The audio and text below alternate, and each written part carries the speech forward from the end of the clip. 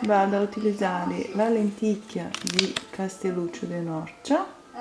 Eccolo qua, qui ci stanno anche ricette. Pesiamo, abbiamo bisogno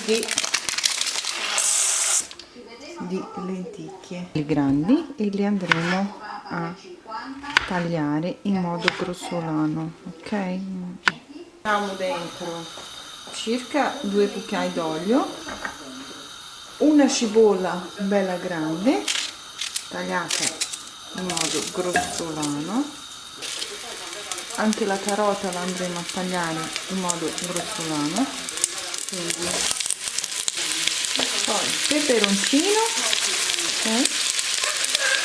Un po' a gusto, le lenticchie lavate e 300 ml d'acqua. Con la pentola fischia contiamo un quarto d'ora, facciamo cuocere, poi spegniamo e lasciamo raffreddare dentro la pentola le lenticchie.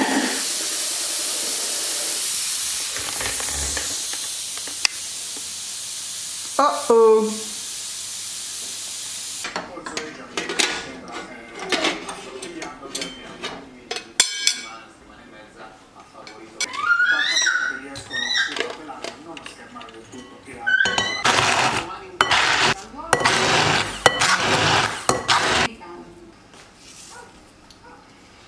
Ok,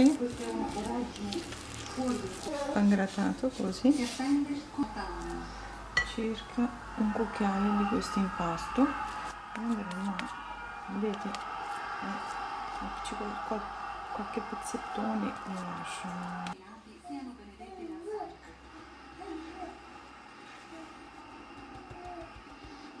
Inoltre Palazzolo è conosciuto come il paese del festa, perché celebra due santi, San Paolo e San Sebastiano, 4 volte l'anno, una settimana per ciascuna ricorrenza.